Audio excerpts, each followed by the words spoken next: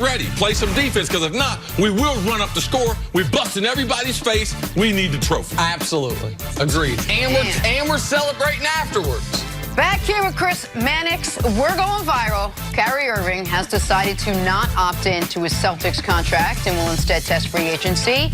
And with the Nets frontrunners to land Kyrie, one fan has already decided to go all in, get a custom Kyrie jersey to pair with his D'Angelo Russell jersey.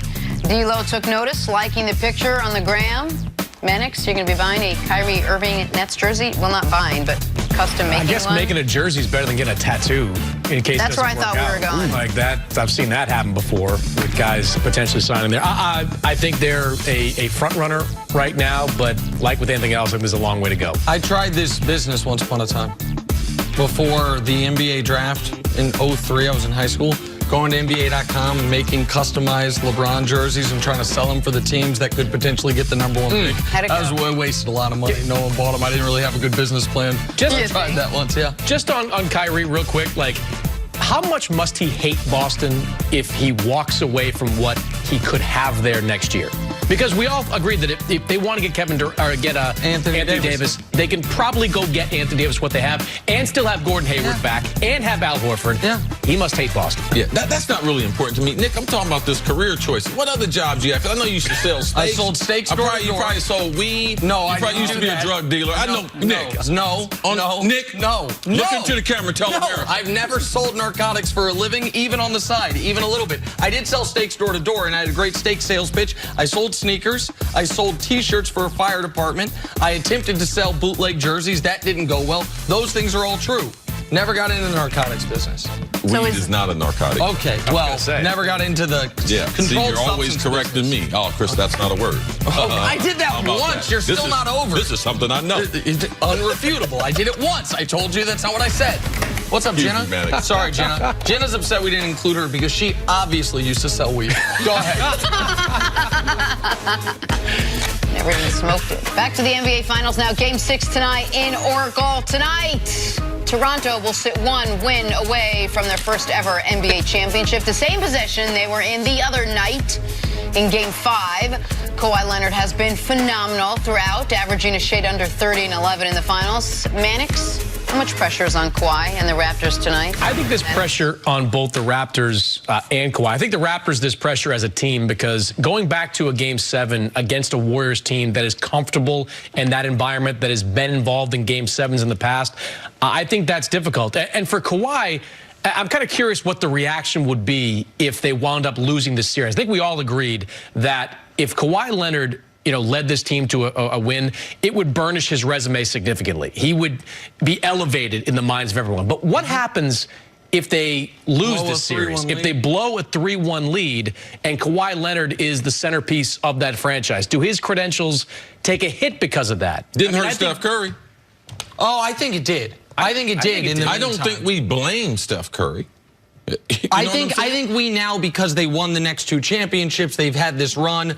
I think that in real time, in the moment, here's what it did to Steph Curry. Steph was about to take that golden ring we always talk about as best player in the world, back-to-back MVP, unanimous MVP, 73-win team, and LeBron not only took it back from him, but seemingly almost made him ineligible for it. Like, nobody since then has discussed him as, is he the best player in the world? I think Kawhi, even if they were to not win this series, if they were to blow a 3-1 lead themselves, he has elevated himself so much in this playoff run, he would come down a little bit from where he is right now, but he wouldn't be further back than where the playoff run started because he has been sensational. And I think everyone understands he literally won them Game 7 with a jump shot in the second round. He was the difference maker in the 4 straight wins against Milwaukee. Against the MVP. Against the MVP. And he's been the best player in this series through 5 games, I think by a pretty decent margin. Like, I don't even Raptor, who would be get the second most Finals MVP votes would be.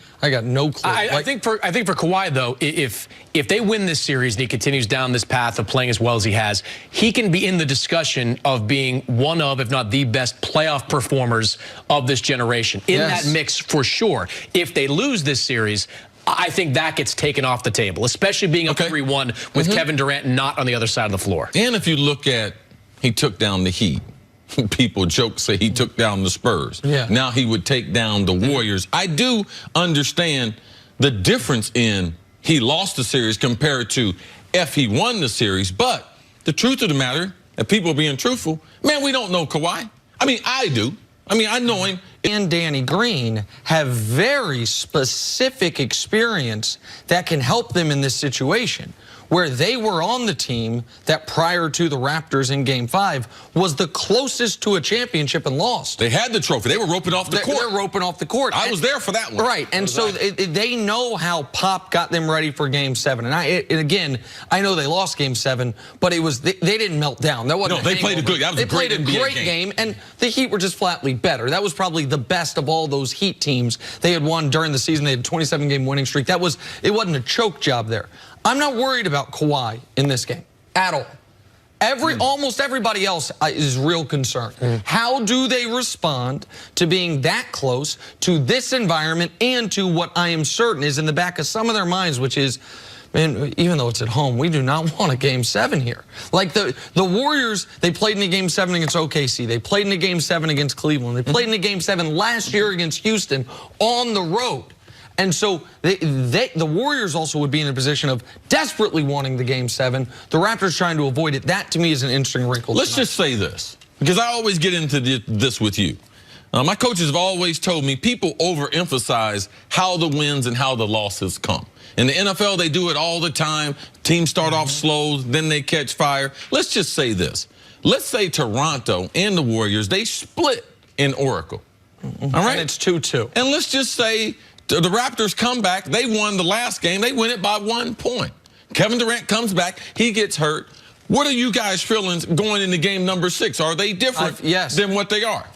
For me, they would be. I think the emotion of the previous game can carry over, and that would be my concern here. Yeah, I think it would be different. But the player I'm watching tonight is Kyle Lowry the most. I mean, Kyle Lowry's had a terrific postseason. He's exercised some of his own personal demons, but he's also thrown up the occasional clunker in the postseason. And I don't know what the effect's going to be of him missing that shot at the end of Game 5. He needs to play exceptionally well in this game on both ends of the floor, because we know Steph Curry's coming to play. We know he's probably going to attempt 25, 30 shots. Kyle Lowry's got to be good on that end, and he's got to be efficient on the offensive end. That's the one guy I'm watching the closest tonight. What a great story that would be, them getting their first championship, and Kyle Lowry, what he went through with Rose and getting traded. Everything Kyle Lowry's gone through from the beginning, from his early stage of his career when bouncing around the league. Admitted he was a knucklehead, changed his entire perception of basketball. He's a great guy and a great story. I want to see how he reacts tonight. Thanks so much for your time today, Chris. Take a break. Coming up, is Anthony Davis a lock to team up with LeBron? That's next on First Things First. Tell Simi Ojeleye we say hello. 3 first-round picks at Summer League this year. I'm ready to go.